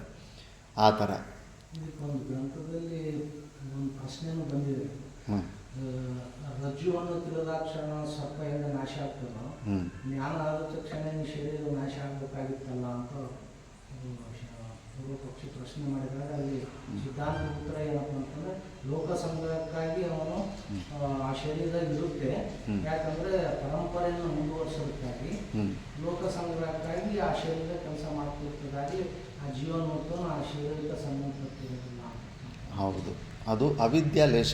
ಅದು ಕಂಪಲ್ಸರಿ ಅಂತಿಲ್ಲ, ಎಲ್ಲರೂ ಈ ಥರ ಮಾಡೋಕ್ಕಾಗಲ್ಲ. ಎಷ್ಟೋ ಜನ ಯೋಗಿಗಳು ಕೂತ್ಕೊಂಡು ಕಾಡಿಗೆ ಹೋಗಿ ತಪಸ್ಸಿಗೆ ಹೋಗಿ ನಿರ್ವಿಕಲ್ಪ ಸಮಾಸ್ಥಿತಿಗೆ ಬಂದು ಅಷ್ಟೇ ಮತ್ತೆ ಅಲ್ಲಿಂದ ಅಲ್ಲೇ ಮುಕ್ತರಾಗ್ಬಿಟ್ಟಿದ್ದಾರೆ. ಸುಮಾರು ಜನ, ಮ್ಯಾಕ್ಸಿಮಮ್ ಹೆಚ್ಚು ಜನ ಹಂಗೆ ಇದಾಗ್ಬಿಡ್ತಾರೆ. ಆದರೆ ಕೆಲವರು ಶಂಕರಾಚಾರ್ಯ ಭಗವಾನರು, ಅಡಿವಪ್ಪತಾತನವರು, ಈಗ ನೋಡು ಶಿವರಾಮ ಅವಧೂತರು ಇದ್ದಾಗ ಕೂಡ ಇಷ್ಟೊಂದು ಆಶ್ರಮ ಆಸ್ತಿ ಇವೆಲ್ಲ ಆಗಲಿಲ್ಲ. ಅವರಾದಮೇಲೆ ಅಂದರೆ ಈ ಶರೀರದಲ್ಲಿ ಪ್ರಾರಬ್ಧದಲ್ಲೂ ಇರಬೇಕು. ಈ ಶರೀರದಿಂದ ಲೋಕಕ್ಕೆ ಇಷ್ಟೊಂದು ಕೆಲಸಗಳು ಆಗಬೇಕಂತ ಇದ್ದರೆ ಅಂದರೆ ಇನ್ನು ಮೋಕ್ಷನ ಹೊಂದಬೇಕು ಅಂದಮೇಲೆ ಸಮಾಜಕ್ಕೂ ನಾವು ಋಣಿ ಆಗಿರ್ತೀವಿ. ಯಾಕಂದರೆ ನಮ್ಗಂತೂ ನನಗೇನು ಯಾರು ಏನು ಕೊಟ್ಟಿಲ್ಲ, ಈ ಸಮಾಜಕ್ಕೆ ನಾವೇನು ಮಾಡಬೇಕಂತ. ನಾವು ಈ ಸಮಾಜದಲ್ಲಿ ಹುಟ್ಟಿದಿರಿ ಅಂದರೆ ಕಾಡಲ್ಲಿ ಏನಾದರೂ ಹುಟ್ಟಿದ್ದಿದ್ರೆ ಒಂದು 10-15 ಕೇಸುಗಳು ಈಗ ಡಾಕ್ಯುಮೆಂಟ್ರಿ ಆಗಿದೆ. ಬ್ರಿಟಿಷರು ಭಾರತ ದೇಶಕ್ಕೆ ಬಂದಾಗ ಹಿಮಾಲಯದಲ್ಲಿ ಒಂದು ವಿಚಿತ್ರವಾದಂಥ ಪ್ರಾಣಿಯನ್ನು ನೋಡ್ತಾರೆ. ಮನುಷ್ಯನ ಥರ ಮುಖ, ನಡೆಯೋದು 4 ಕಾಲಲ್ಲಿ, ಎಲ್ಲ ಇದು ಗುಂಟನಕ್ಕ ಅಂತಾರಲ್ಲ, ಅದನ್ನು ಕನ್ನಡದಲ್ಲಿ ಏನಂತಾರೆ, ಗುಳ್ಳೆ ನರಿಗಳ ಜೊತೆ ಹೋಗ್ತಾ ಇದೆ. ಮೈ ಮೇಲೆಲ್ಲ ಕೂದಲು ಕೂಡ ಬಂದಿದೆ, ಮುಖ ಮಾತ್ರ ಮನುಷ್ಯನ ಮುಖ ಥರ ಇದೆ. ಏನಿದು ಅಂತ ಹಿಡಿದುಬಿಟ್ಟು ಎಲ್ಲ ಪರೀಕ್ಷೆ ಮಾಡಿದ್ರೆ ಆ ಹಿಡಿಯೋ ಪ್ರಯತ್ನದಲ್ಲೇ, ಅದು ತಪ್ಪಿಸ್ಕೊಳ್ಳೋ ಪ್ರಯತ್ನದಲ್ಲೇ ಪ್ರಾಣ ಏನೋ ಕಳ್ಕೊಂಬಿಟ್ಟಿದೆ. ಅದು ಸತ್ತ ಮೇಲೆ ಆ ಮುಖದ ಹೋಳಿಕೆಗಳಿರ್ತಾವಲ್ಲ, ನೋಡಿ ಏನಿದು, ಹೆಂಗೆ ಯಾವ ಪ್ರಾಣಿ ಅಂತ ನೋಡಿದ್ರೆ ಎಲ್ಲ ಮನುಷ್ಯನೇ ಆಗಿರ್ತಾನೆ. ಮನುಷ್ಯನು ನಾನು ಗುಳ್ಳೆ ನರಿ ಅಂತ ಅಂದ್ಕೊಂಡ್ಬಿಟ್ಟಿದ್ದಾನೆ. ಮತ್ತೆ ಎಲ್ಲ ರಿಸರ್ಚ್ ಮಾಡಿ ನೋಡಿದ್ರೆ ಬೇಡಿಯ ರಾಮ್ ಅಂತ ಹೆಸರಿಟ್ಟಿರ್ತಾರೆ. ಆವಾಗ ಉತ್ತರಾಖಂಡಲ್ಲಿ ಏನಾಗೋಗ್ಬಿಟ್ಟಿದೆ, ಒಂದು ಸತಿ ಯಾರೋಗ್ಯ ಕುರಿ ಮೇಯ್ಸಕ್ಕೆ ಹೋಗಿರೋರು ಸಣ್ಣ ಮಗುನ ಕರ್ಕೊಂಡು ಹೋಗಿದ್ರೆ ಯಾವುದೋ ಪ್ರಾಣಿಗಳು ಹುಲಿನೋ ಏನೋ ಓಡಿಸ್ಕೊಂಡು ಬಂದಾಗ ಅವ್ರ ಮಗುವನ್ನ ಅಲ್ಲೇ ಕಾಡಲ್ಲಿ ಬಿಟ್ಟು ಅವ್ರ ಪ್ರಾಣ ರಕ್ಷಣೆ ಮಾಡ್ಕೊಳ್ಳೋದಕ್ಕಂತ ಬಿಟ್ಟು ಓಡಿ ಬಂದುಬಿಟ್ಟಿರ್ತಾರೆ. ಆ ಸಮಯದಲ್ಲಿ ಅದು ಹೆಂಗೋ ಆ ನರಿಗಳಿಗೆ ಸಿಕ್ಕಿದ್ರೆ ನರಿಗಳಿಗೆ ಅದು ಬುದ್ಧಿವಂತಿಕೆ ಜಾಸ್ತಿ ಇರುತ್ತೆ, ಸಣ್ಣ ಮಗುವನ್ನು ಸಾಯಿಸಲ್ವತ್ತೆ. ಯಾಕಂದರೆ ಅವು ತುಂಬಾ ಬುದ್ಧಿ, ಎಷ್ಟು ಸಿಸ್ಟಮ್ಯಾಟಿಕ್ಕಾಗಿರ್ತವೆ. ಇಲ್ಲಿ ತನಕ ದೊಡ್ಡ ದೊಡ್ಡ ಆನೆಯನ್ನು, ಸಿಂಹನ ಸರ್ಕಸ್ಸಲ್ಲಿ ಆಡಿಸ್ತಾ ಇದ್ದಾರೆ. ನರಿಯನ್ನು ಮಾತ್ರ ಇಲ್ಲಿ ತನಕ ಯಾರೂ ಸಾಕು ಪ್ರಾಣಿ ಮಾಡೋಕ್ಕಾಗಲಿಲ್ಲ. ಯಾರು ಇಲ್ಲಿ ತನಕ ಪ್ರಪಂಚದಲ್ಲಿ ಸೃಷ್ಟಿ ಆದಿದಿಂದ ನರಿಗಳನ್ನು ಕಂಟ್ರೋಲ್ ಮಾಡಿ ಸಾಕು ಪ್ರಾಣಿಗಳು ಮಾಡೋದಕ್ಕಾಗೋದಿಲ್ಲ. ಅವಕಾಶ ಸಿಕ್ಕಿದ್ರೆ ನೀನನ್ನು ಪೂರ್ತಿ ಸಾಯಿಸಿಬಿಟ್ಟು ಮತ್ತೆ ಅದು ವಾಪಸ್ ಅದ್ರ ಮನೆಗೆ ಹೋಗ್ಬಿಡುತ್ತೆ. ಅಷ್ಟು ಬುದ್ಧಿವಂತಿಕೆ ಇರುತ್ತೆ ಅದು. ಅದಕ್ಕೆ ಅದು ಆ ಮಗುವನ್ನು ಸಾಕ್ಕೊಂಬಿಡ್ತಾವಂತೆ. ಆ ಸ್ಟೋರಿಗಳೇ ಎಲ್ಲ ಮೂಗ್ಲಿ ಅವೆಲ್ಲ ಸೀರಿಯಲ್ಗೆಲ್ಲ ತೆಗೆದಿರೋದು. ಅವುಗಳ ಜೊತೆ ಬೆಳೆದಿದ್ದಕ್ಕೆ ಅವನು ಕೂಡ ನಾನು ಕೂಡ ಗುಳ್ಳೆ ನರಿ ಅಂದ್ಕೊಂಡು ಅದೇ ಥರ 4 ಕಾಲಲ್ಲಿ ನಡೆಯೋದು ಈ ಥರ ಅಭ್ಯಾಸ ಆಗಿಬಿಟ್ಟಿದೆ. ನೋಡ್ತಾ ನಾವು ಸಮಾಜದಲ್ಲಿ ಮತ್ತು ಇಲ್ಲಿ ನಾನೆಷ್ಟೋ ಕರೀಂನಗರಲ್ಲಿ ಒಬ್ಬರು ತಂದೆ ಸತ್ತೋಗ್ಬಿಟ್ಟಿದ್ರೆ 3 ಜನ ಮಕ್ಕಳಿದ್ದರೆ 3 ಜನ ಮಕ್ಕಳು ಇದ್ದರೆ ಇಬ್ಬರು ಚೆನ್ನಾಗಿ ಸ್ವಲ್ಪ ಬುದ್ಧಿವಂತರಿದ್ರೆಗಾನ ತಂಗಿನ ತಮ್ಮನ ಯಾರೋ ದತ್ತಕ್ಕೆ ತೊಗೊಂಬಿಟ್ಟಿದ್ದಾರೆ. ಇವನು ದೊಡ್ಡವನು ಸ್ವಲ್ಪ ಮಂದ ಬುದ್ಧಿ ಆದ್ದರಿಂದ ಅಯ್ಯೋ ಇವನು ಇದ್ಬಿಟ್ಟು ಸುಮ್ಮನೆ ತಿಂಡಿ ಹಾಕಿ ಸಾಕಬೇಕಂದ್ಬಿಟ್ಟಿದ್ದನು ಬಿಟ್ಬಿಟ್ಟಿದ್ದಾರೆ. ಬೀದಿಗಳಲ್ಲಿ ಕರೀಂನಗರ್ ಮಾರ್ಕೆಟಲ್ಲಿ ಬಿದ್ದಿರೋ ಟೊಮೊಟೊನ್ನು ಅದು ಇದು ತಿಂದ್ಕೊಂಡು ಆ ಥರ ಬೆಳೆದು ಮತ್ತು ಅಲ್ಲಿ ಯಾವುದೋ ಒಂದು ಹಾಸ್ಟೆಲ್ ಪಾತ್ರೆ ತೊಳಿ ಕೆಲಸ ಸಿಕ್ಕಿ ಆ ಥರ ಮತ್ತು ಮಾತಾ ಮಾಣಿಕೇಶ್ವರಮ್ಮ ಅವ್ರು ಕರೀಂನಗರಲ್ಲಿದ್ದಾಗ ಅವ್ರ ಹತ್ರ ಅಲ್ಲಿ ಮಿಕ್ಕಿರೋ ಅನ್ನನ ತಗೊಂಡು ಬಂದು ಅಲ್ಲೆಲ್ಲ ಎಲ್ಲರಿಗೂ ಪ್ರಸಾದ ಥರ ಹಂಚಿ ಮಾತಾ ಮಾಣಿಕೇಶ್ವರಮ್ಮ ದೀಕ್ಷೆ ತಗೊಂಡು ಕೂತ್ಕೊಳ್ಳೋ ಕೂಡ ಬರ್ತಾ ಇಲ್ಲ, ಯಾರು ಅಪ್ಪ ಅಮ್ಮ ಏನಿಲ್ಲ, ಯಾರು ಏನೋ ಒಂದು ಅಕ್ಷರ ಬರ್ಕೊಟ್ಟಿಲ್ಲ ಅಂಥವನು ಆ ದೀಕ್ಷೆ ತಗೊಂಡ ಮೇಲೆ 1 ಕೋಟಿ ಜಪ ಮಾಡಿದ ಮೇಲೆ ವಿದ್ಯಾಭ್ಯಾಸ ಕಲಿತು ಈ ಥರ ಪುಸ್ತಕಗಳೆಲ್ಲ ಓದಿ ದೊಡ್ಡ ಸ್ವಾಮೀಜಿಯಾಗಿ ಶ್ರೀಶೈಲದಲ್ಲಿ ಇದಕ್ಕಿಂತ ದೊಡ್ಡ ಆಶ್ರಮನ ಕಟ್ಟಿಸಿದ್ದಾನೆ ಮಾತಾ ಮಾಣಿಕೇಶ್ವರಮ್ಮವ್ರಿಗೆ. ಸಮಾಜದ ಮಧ್ಯದಲ್ಲಿ ಇದ್ದಿದ್ದಕ್ಕೆ ಸಮಾಜದಿಂದನೇ ಇಷ್ಟೆಲ್ಲ ಕಲ್ತ್ನಲ್ಲ. ಮತ್ತು ಸಮಾಜನೇ ತಾನೇ ಅವನಿಗೆ ತಂದೆ, ಸಮಾಜನೇ ತಾನೇ ಅವನಿಗೆ ಗುರು. ನಾವು ಸಮಾಜದ ಮಧ್ಯದಲ್ಲಿ ಬೆಳೆದಿರೋ ಫೆಸಿಲಿಟಿಯನ್ನು ಮರ್ತೋಗ್ತಾ ಇದ್ದೀವಿ. ಸಮಾಜದಿಂದ ಸುಮಾರು ಕಲ್ತಿದ್ದೀವಿ ನಾವು. ಅದೇ ಕಾಡಲ್ಲಿ ಬೆಳೆದಿದ್ದರೆ ಆ ಥರ ಯಾವುದೋ ಪ್ರಾಣಿ ಥರ ಆಗ್ಬಿಡ್ತಾಯಿದ್ದ. ಈ ಥರ 10-15 ಜನ ಗೋರಿಲ್ಲಾಗಳ ಜೊತೆ ಸಿಕ್ಕಿರೋ ಮನುಷ್ಯರು ಗೋರಿಲ್ಲ ಥರ ಆಗಿಬಿಟ್ಟಿದ್ದಾರೆ. ಯಾರ ಮಧ್ಯದಲ್ಲಿರ್ತೀವಿ ಆ ಥರ ನಾವು ಆಗ್ಬಿಡ್ತಾ ಇರ್ತೀವಿ. ಆದ್ದರಿಂದ ಈ ಸಮಾಜಕ್ಕೆ ನಾವು ಋಣವಾಗಿರ್ತೀವಿ. ಸಮಾಜ ಕೂಡ ನಮಗೆ ಟೀಚರ್ ಥರ, ತಂದೆ ತಾಯಿ ಥರ ಪಾಠ ಹೇಳಿಕೊಟ್ಟು ನಮಗೆ ಊಟ ಕೂಡ ಕೊಟ್ಟಿರುತ್ತೆ ಸಮಾಜ. ಮತ್ತು ಇಂಥ ಸಮಾಜದ ಮೇಲೆ ನಾವು ಋಣ ತೀರಿಸ್ಕೋಬೇಕಲ್ಲ. ಮುಖ್ಯವಾಗಿ ಸಾಧುಗಳು. ನಾನು 2010ರಲ್ಲಿ ಮನೆ ಬಿಟ್ಟು ಬಂದಿದ್ದೀನಿ. ಈ ಹೆಚ್ಚು ಕಡಿಮೆ ಈಗ 15 ವರ್ಷ ಆಯಿತು. 15 ವರ್ಷ ಈ ಶರೀರದ ಮೇಂಟೆನೆನ್ಸು ಸಮಾಜನ ತಾನೇ ಮಾಡಿದ್ದು. ನಾವೇನು ಸಂಪಾದನೆ ಮಾಡಲಿಲ್ಲ ತಾನೇ. ನೀವೆಲ್ಲ ಕಷ್ಟಪಟ್ಟು ಸಂಪಾದನೆ ಮಾಡಿ ಬೆವರು ಸುರಿಸಿ ಹಾಕಿದ್ದ ಅನ್ನದಿಂದನೇ ತಾನೇ ಈ ಶರೀರ ಬೆಳೆದಿರೋದು. ನಮಗೂ ಮನಸ್ಸಿನಲ್ಲಿರುತ್ತೆ, ಅಯ್ಯೋ 15 ವರ್ಷ ಸಮಾಜ ನಮ್ಮನ್ನು ಕಾಪಾಡಿದೆ, ನಮ್ಮ ಶರೀರನ ಮೇಂಟೈನ್ ಮಾಡಿದೆ, ಏನಾದರೂ ಈ ಸಮಾಜಕ್ಕೆ ಒಂದು ಒಳ್ಳೆಯ ಕೆಲಸ ಮಾಡಿ ಹೋಗಬೇಕು ಅನ್ನೋ ಭಾವನೆ ಆಟೋಮೆಟಿಕ್ಕಾಗಿ ಬಂದುಬಿಡುತ್ತೆ. ಆ ಭಾವನೆ ಇದ್ದು ಅವನು ಸಾಧನೆ ಮಾಡ್ತಾ ಇದ್ದಾಗ ಜ್ಞಾನ ಆಗಿಬಿಟ್ರೆ ಕೂಡ ಅವಿದ್ಯೆ ಲೇಷದಿಂದ ಅವನು ತಪ್ಪದಿರೋ ಸಮಾಜಕ್ಕೆ ಅವನು ಎಷ್ಟು ಕಷ್ಟ ಬಂದರೂ ಕೂಡ ಏನೋ ಒಂದು ಸ್ವಲ್ಪ ಒಳ್ಳೆಯ ಕೆಲಸ ಮಾಡಿಬಿಡ್ತಾನೆ. ಆದ್ದರಿಂದ ಜೀವನ್ಮುಕ್ತ ಪುರುಷರಿಂದ ಆತ ಲೋಕ ಸಂಗ್ರಹಾರ್ಥ ಕೆಲಸಗಳು ಆಗ್ತಾ ಇರ್ತವೆ. ಆದರೆ ಅವ್ರಿಗೇನು ನಾನು ಕರ್ತ ನಾನು ಭೋಗ್ತಾ ಅನ್ನೋ ಭಾವನೆ ಇರೋದಿಲ್ಲ. ಜ್ಞಾನ ಬಂದ ಮೇಲೆ ಕೂಡ ಅದು ಫ್ಯಾನ್ ಹೆಂಗೆ ಸ್ವಿಚ್ ಆಫ್ ಮಾಡಿದ ತಕ್ಷಣ ನಿಂತೋಗಲ್ಲ, ಸ್ವಲ್ಪ ಮೆಲ್ಲಗೆ ತಿರುಗಿ ನಿಂತೋಗುತ್ತೆ. ಆ ಥರ ಜೀವನ್ಮುಕ್ತ ಪುರುಷರು ಕೂಡ ಸ್ವಲ್ಪ ದಿವಸ ಲೋಕ ಕಲ್ಯಾಣದ ಸೇವೆಗಳೆಲ್ಲ ಸಮಾಜಕ್ಕೆ ಸೇವೆ ಮಾಡಿಕೊಂಡು ಆ ಋಣ ಅವ್ನಿಗೆ ಸ್ಯಾಟಿಸ್ಫ್ಯಾಕ್ಷನ್ ಇರುತ್ತೆ. ಈ ಸಮಾಜ ನನ್ನನ್ನು ಸಾಕಿದೆ, ಈ ಸಮಾಜಕ್ಕೆ ನಾನೇನಾದರೂ ಒಳ್ಳೆಯ ಕೆಲಸ ಮಾಡಬೇಕು ಅಂದ್ಬಿಟ್ಟಿದ್ದನು. ಆ ಥರ ಅವನು ಮುಂಚೆನೇ ಸಂಕಲ್ಪ ಇತ್ತಲ್ಲ, ಆದ್ದರಿಂದ ಆ ಶರೀರದಲ್ಲಿ ಆ ಕೆಲಸಗಳು ಒಳ್ಳೆಯ ಕೆಲಸಗಳಾಗ್ತಾ ಇರ್ತವೆ. ಅಷ್ಟೇ ಹೊರತು ಜ್ಞಾನ ಕರ್ಮ ಎರಡೂ ಸಮುಚ್ಚಯ ಇಲ್ಲ. ಜ್ಞಾನಿ ವಿಷಯನ ನೀನು ಎಕ್ಸಾಂಪಲ್ ಕೊಟ್ಟು ನಮ್ಮ ಕಿವಿಯಲ್ಲಿ ಗೂಬೆ ಒರ್ಸೋಕ್ಕೆ ಹೋಗಬೇಡ ಅಂತ ಈ ಥರ ಅರ್ಥ ಇರುತ್ತೆ.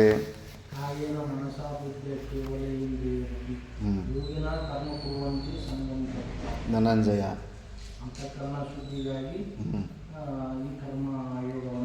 ನಿಷ್ಕಾಮ ಕರ್ಮಯೋಗನ ಜ್ಞಾನಿಗಳು ಸಹಿತ ಲೋಕ ಸಂಗ್ರಹಕ್ಕಾಗಿ ಕರ್ಮ ಅಂದರೆ ಅದು ಈ ಥರ ಸೇವೆ ಆದಿ ಕ್ರಿಯೆಗಳು ಈ ಥರ ಮಾಡ್ತಾ ಇರ್ತಾರೆ. ಸಂಗಮ್ ತೆಕ್ತ್ವ ಅಂದರೆ ಕರ್ತೃತ್ವ ಭೋಕ್ತೃತ್ವ ಇಲ್ಲದಿರ ಅಹಂ ಮಮ ಭಾವಗಳು ಇಲ್ಲದಿರ ಮಾಡ್ತಾ ಇರ್ತಾರೆ. ಇಲ್ಲಿ 18ನೇ ಅಧ್ಯಾಯದ 46ನೇ ಶ್ಲೋಕ ಮತ್ತು 18ನೇ ಅಧ್ಯಾಯದ 50ರಲ್ಲಿ ಹೀಗೆ ಹೇಳಿದ್ದಾನೆ. ಇದು ಈ ಸಿದ್ಧಿಯನ್ನು ಅಂದರೆ ಅಂತಃಕರಣ ಶುದ್ಧಿಯನ್ನು ಹೊಂದಿದವನಿಗೆ ಮತ್ತು ಜ್ಞಾನ ನಿಷ್ಠೆಯನ್ನು ಹೇಳಿದ್ದಾನೆ. ಆದ್ದರಿಂದ ಜ್ಞಾನ ಒಂದರಿಂದಲೇ ಕೈವಲ್ಯ. ಫೈನಲ್ ಕನ್ಕ್ಲೂಷನ್ ಇದು. ಮುಖ್ಯವಾಗಿ ಭಾಷ್ಯಕಾರ ಭಗವಾನರು ಈ ಭಾಷೆಯಲ್ಲಿ ಇಷ್ಟೊಂದು ಸಾರನ್ನು ತಿಳಿಸ್ಬಿಟ್ಟಿದ್ದಾರೆ. ಇದು ನಮ್ಮ ಬ್ರೈನಲ್ಲಿರಬೇಕು, ಯಾವುದು ಯಾವಾಗ ಏನು ಅಂದುಬಿಟ್ಟಿದ್ದನು. ಮಿಕ್ಕಿದ್ದಿದೆ ಇದೇ ಭಾಷೆದ ಬಗ್ಗೆ ನಾಳೆ ಪುನರಾವೃತ್ತಿ ಮಾಡೋಣ, ನೆಕ್ಸ್ಟ್ ಕ್ಲಾಸಲ್ಲಿ ಮಾಡೋಣ. ಓಂ ಪೂರ್ಣಮದ ಪೂರ್ಣಮಿದಂ ಪೂರ್ಣಾತ್ ಪೂರ್ಣಮುದಚ್ಯತೆ पूर्णस्य पूर्णमादाय पूर्णमेवावशिष्यते। ॐ शान्ति शान्ति शान्तिः।